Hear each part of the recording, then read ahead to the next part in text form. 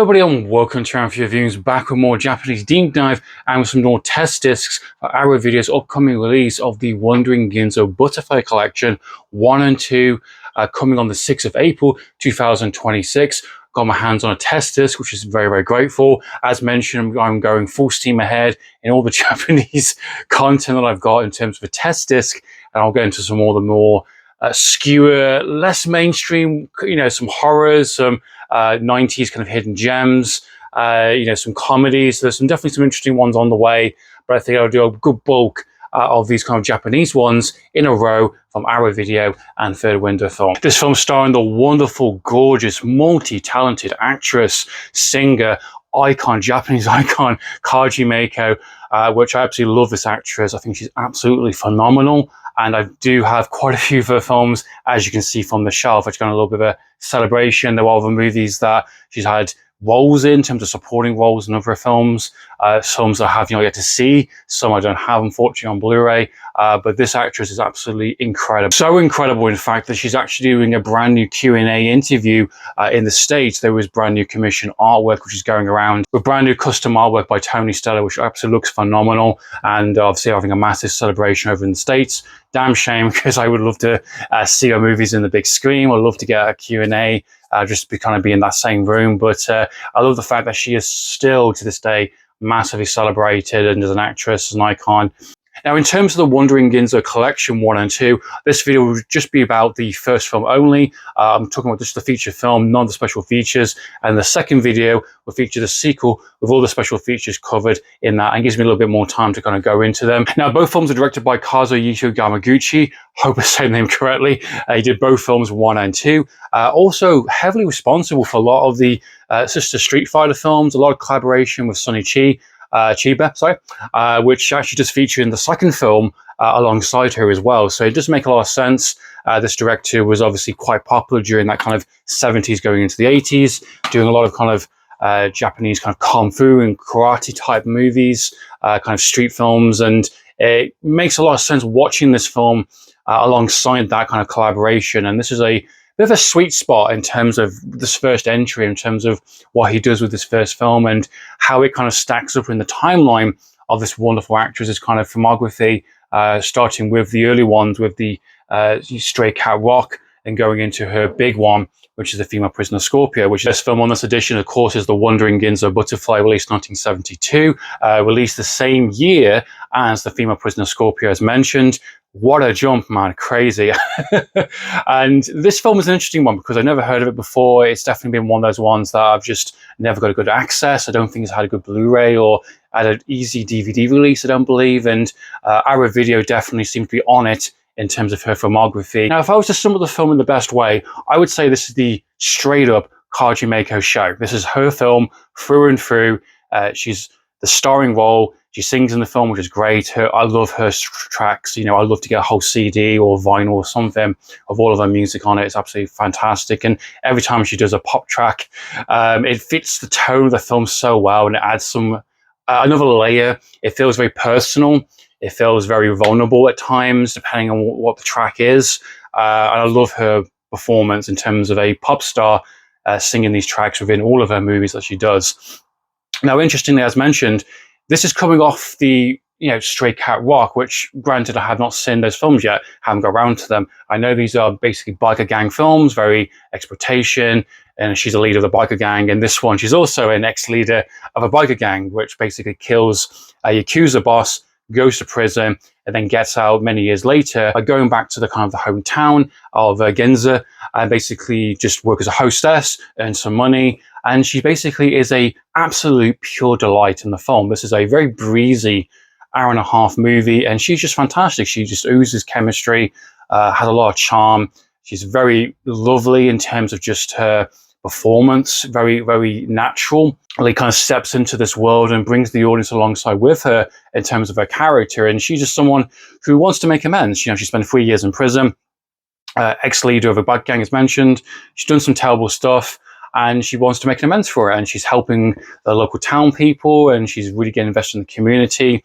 She befriends different people in different walks of life, and there is some criminal element in the film, which of course does take precedence, but non-Yakuza. I know, tell me about it.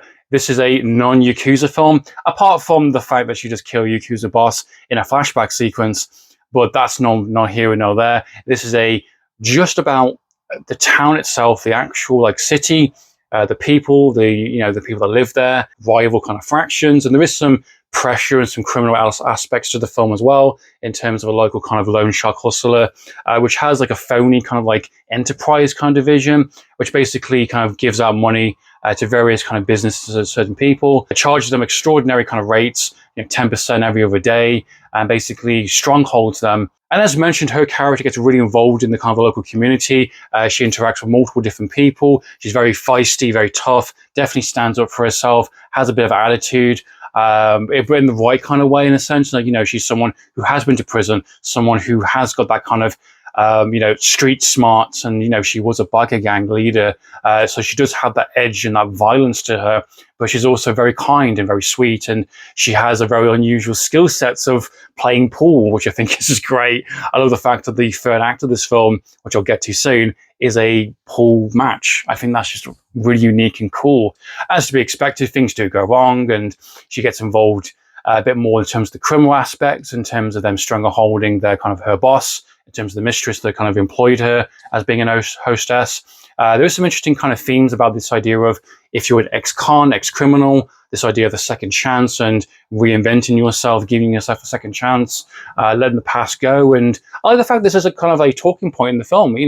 I don't know much about 70s culture during that time, but maybe if you were an ex-con, maybe if you did have a criminal record, maybe it is very hard to find work. Maybe it is a bit more of a highly social kind of stigma, because when it does get revealed in the film, she feels very kind of vulnerable, very shamed, and she feels that she'll lose her job, she'll lose everything. No one wants to employ her. And I like the fact there is some good dialogue. There is some great dialogue in terms of, everyone's got a past, everyone's running from something. This reminds me as well, her character is actually named Nami, which I think is very appropriate from recently doing the Nami collections and diving into those kind of films, and this idea that director and writer using the way named Nami to kind of showcase a series of events with the same type of woman, same archetype woman. And I think it's very interesting that her name is also Nami in the film, which I think adds to the bigger kind of conversation that was going on during the 70s. And watching the film, I wanted to see what people think of it.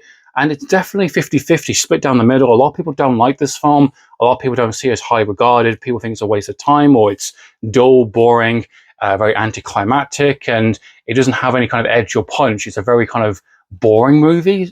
Some people think it's quite dull.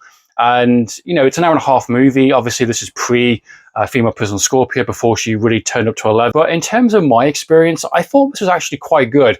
I don't think this is anything mind-blowing. I don't think this is anything like groundbreaking. This isn't kind of like, discovering like a hidden gem.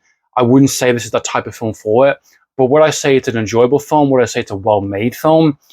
Yes.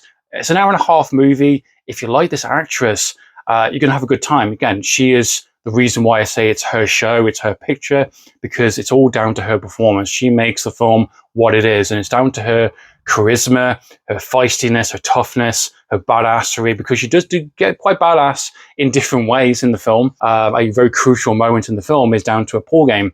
I think that's pretty fun. I think that journey is quite fun, and obviously leads into a more of a bloodbath towards the third act, which has that pool table and that kind of pool cue definitely gets utilized for sure. It definitely steps up where it needs to in terms of the last 10, 15 minutes.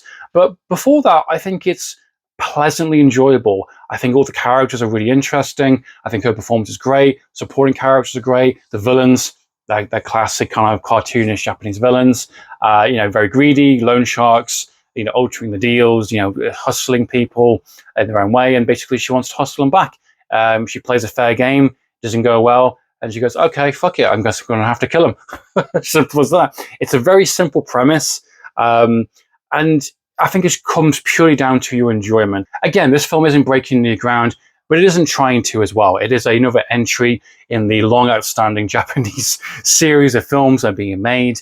And I can see why they've done this one. I can see what they're trying to do in terms of just jumping off from the Straight Cat Rock and her filmography, giving her a fun movie to play with, and to her to sing, her to perform, have some great action moments, has some unique kind of sequences in terms of that pull sequence, and having a good list of supporting characters as well. I had a good time with the first entry, and I think you guys will as well. I'm looking forward to seeing what the sequel will do, being the fact it has Sonny Chiba in it. I'm curious to see what they go with that in terms of that second entry. What are your thoughts and impressions on this series? Please comment down below. Do you think the first one's better? Do you think the second one's better? Do you not like them at all? Please comment down below. So in the meantime, guys, I'm for reviews. Signing out.